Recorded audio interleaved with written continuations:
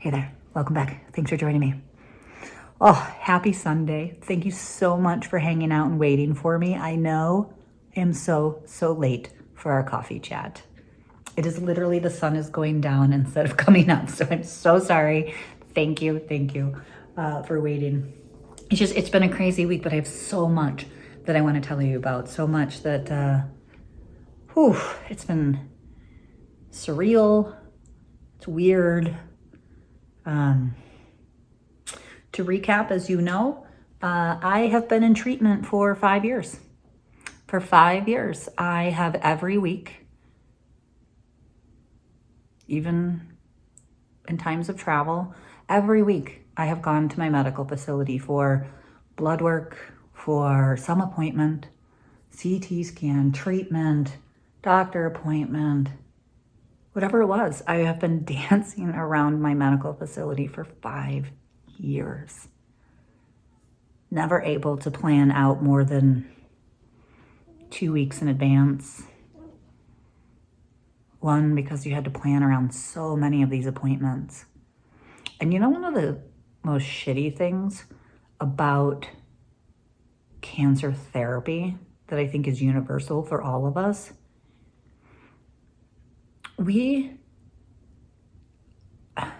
it's not their fault. It's just the way that things are done. But like your medical team is there to utilize their tools to try to control your cancer or manage your cancer with their tools. And they don't work with you to ask like, hey, does Monday at 3 p.m. work for you? Or Friday at 10, does that work for you? I have to check my chart, which is the internal thing that we communicate with our medical professionals. I have to check that on the regular because appointments will just show up. And apparently I'm supposed to just show up for that. This is a thing. This is a regular thing. You don't have options. And so for 5 years, I have just been in this reactive mode to cancer. It's been a lot. It's been a lot. And now I'm no longer utilizing any of their tools.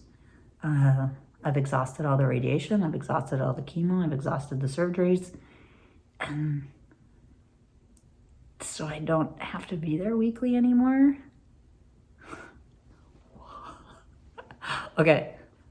So this whole week, the beginning of the week was me finalizing my plans. It's the end of the plans. We've talked about this. I'm engaging my pain management plan, trying to figure out what that is. I've worked with the palliative team. I feel good about where it is right now. Great. This week is finalizing all of my plans, how to deal with my mind. I met with a therapist that uses ketamine. Ketamine is an amazing drug that you can use to control pain in your body because it's an anesthesia drug. Don't quote me, but it's an amazing drug, and they're discovering that it has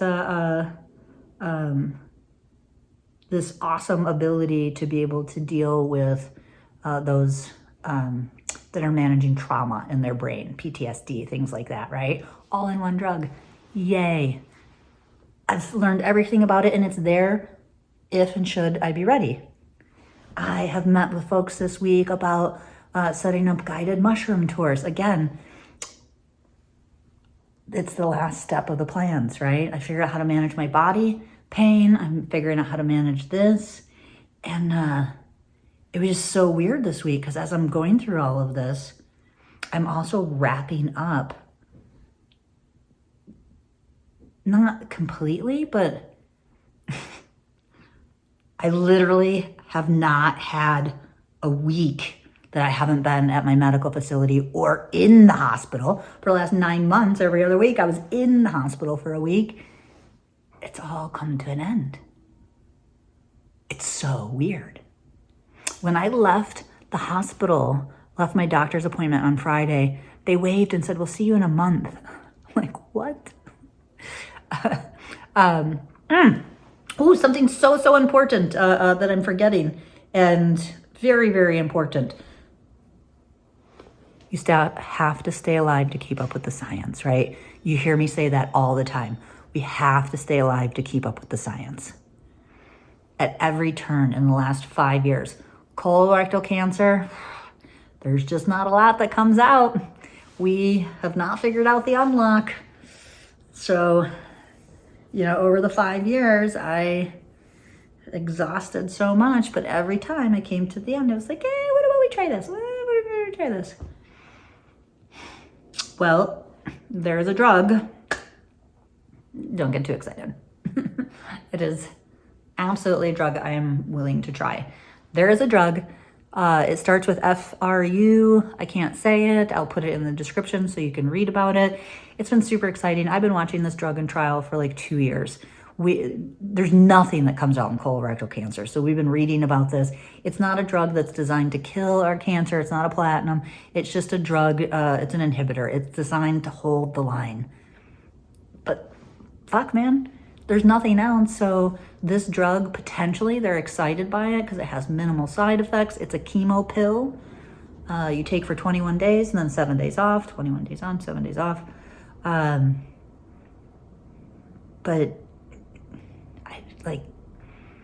I just have to take the pill and hopefully it'll be okay. It shouldn't interfere with my quality of life. And it's giving my brain, again, I am patient number 1 once again in my medical facility. I am trying this drug. I said, absolutely, I would love to try this drug. I will write all of the notes for you. If it doesn't work for me, it doesn't matter. Let's figure it out together so you can bring it to other patients. Yes. So as long as it doesn't impact me, great. And it's giving my mind, well, at least I'm doing something, right? So it's kind of quieted that, which is really wonderful. As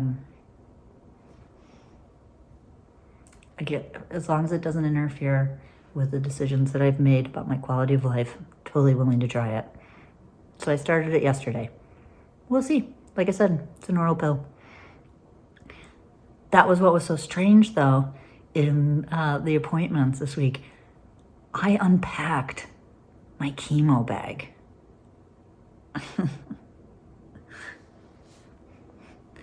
I know you don't quite understand the relationship that a cancer patient has with their chemo bag. I hope you never understand the relationship.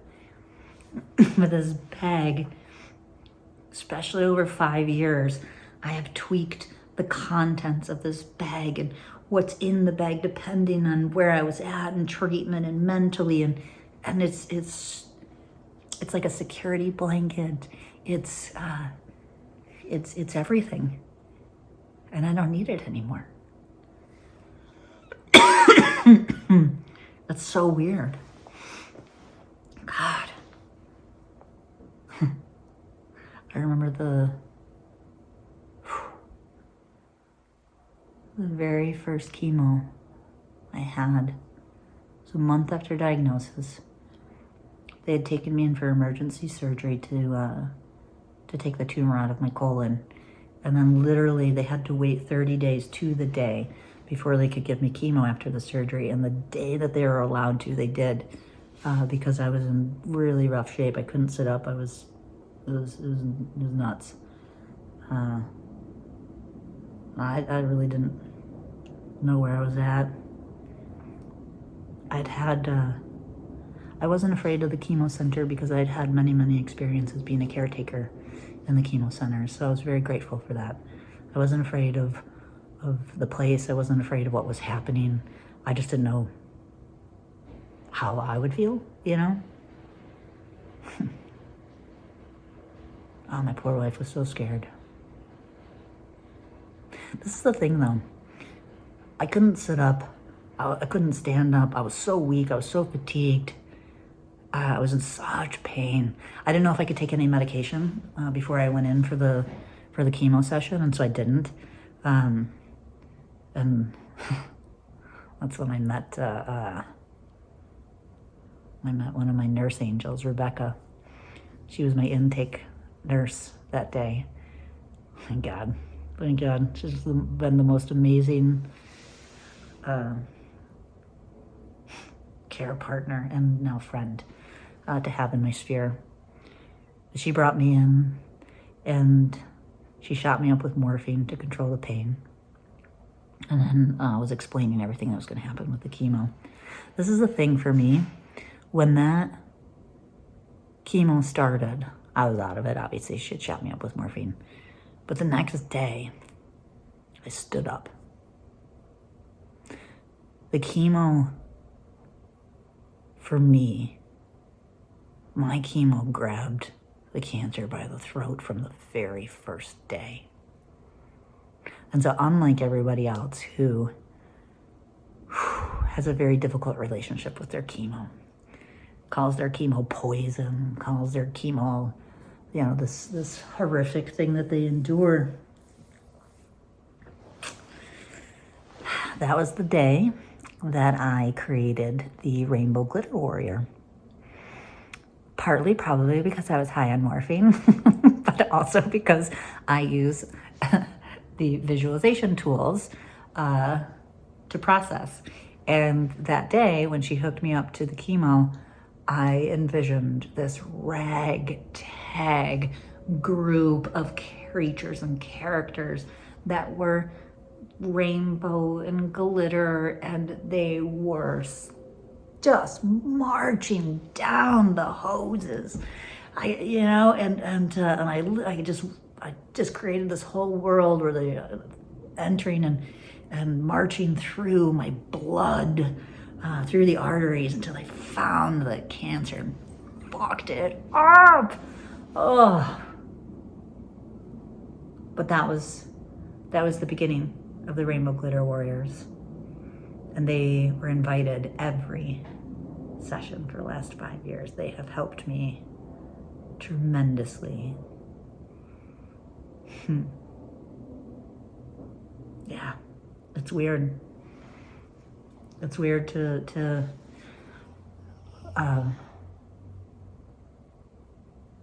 it's weird that tomorrow I have my car packed and I'm just going to go into the mountains and we're going to stay there for 3 weeks and then come back to Chicago for a week for doctor's appointments, see friends, and just live life enjoying it until I can't.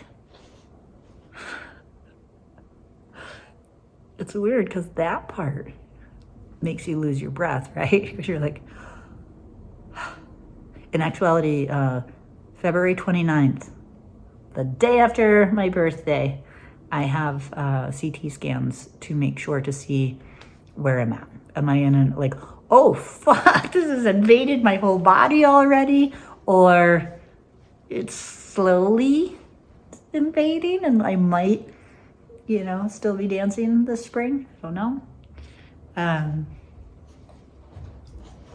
All of that in my head is quiet right now. It sounds really strange, but it is. Because I'm just so...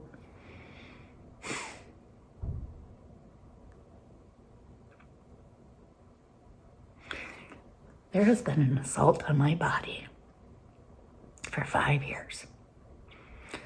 For 5 years, no matter what they said, I just said, sure, let's do it.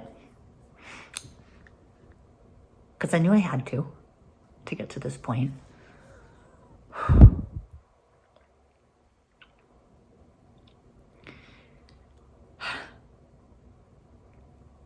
It's been a lot. And at no point have I really ever been able to just create a safe space, even just for a couple of weeks at a time.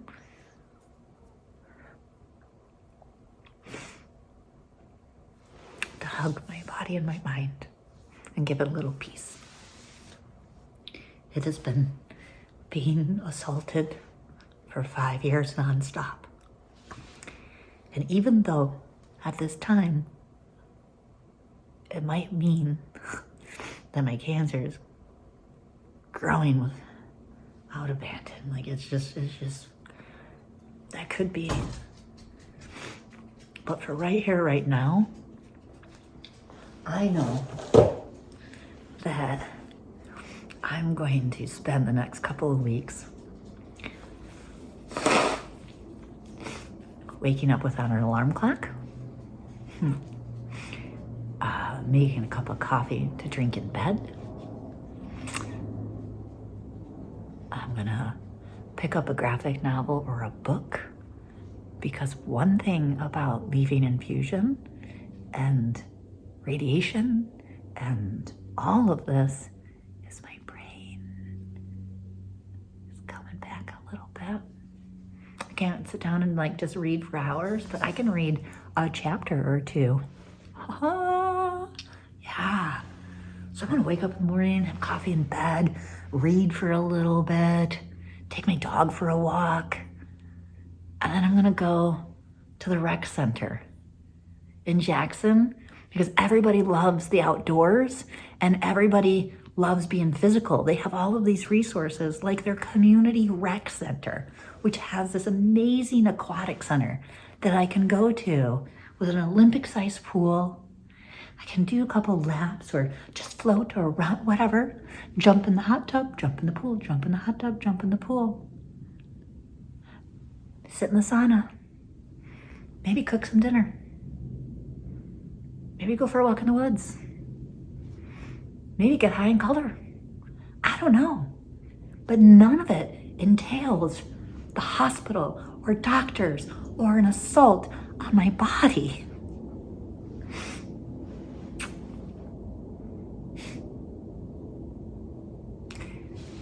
Whew. It was so weird when they said on Friday. It was lovely too, because since I have been going to the same facility for 5 years, I've worked with a lot of the same people, right down to there's a woman that answers all of my doctor's messages on my chart, which is their internal like computer thing. I've been chatting with her for years, never met her. She showed up on my last day so that we could meet, which was so wonderful, right? It was very emotional, thinking, wow, like I won't see you for a while. Like these are people that I interacted with as if like, well, because every week for 5 years. Yeah. I don't know how long this is going to last. I don't care. I'm not thinking about it. All I'm thinking about is tomorrow. I'm pulling out with my wife. We're going to drive into the mountains. And for the next several weeks, I'm going to be so kind to my body, my brain, and my wife to bring her into this bubble.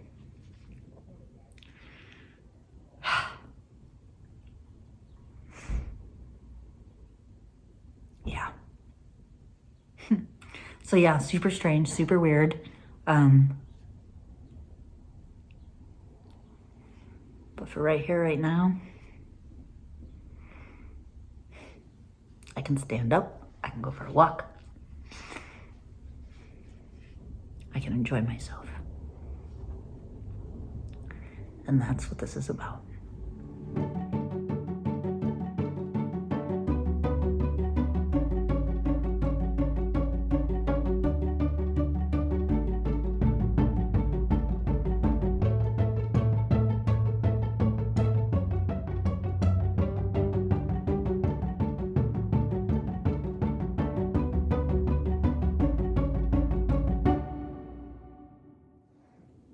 Thanks for sticking around to the end. Really quickly, as I mentioned in my video, I am able to read again. It is, my mind is waking up and it is able to follow the written word. So if you have any suggestions for short stories, novels, graphic novels, anything to consume, I'm down. I like sci-fi, I like fantasy, I like history, I like biographies. I just don't like whiny shit, if that makes sense. Okay, but more importantly, thank you for sticking around, because I do have a favor. I would like to ask all of my rainbow glitter warriors, we need you We need your love. We need your positive juju. We need your prayers. Whatever you decide to do to gather up positive energy to throw out into the world, that's what I'm talking about. I call it a rainbow glitter warrior stomp, right? And tonight, when I'm doing my rainbow glitter warrior stomp, I'm going to be thinking about a young man named Bazi. We talked about him a little last week. Bazi has spent the last couple of days in ICU.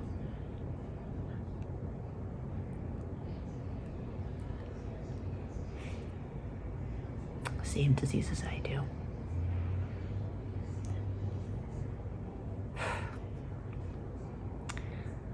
He needs all of our love for him and his wife right now. So if you have any extra, if you have anything to give, his name is Vazi. Let's send him our love.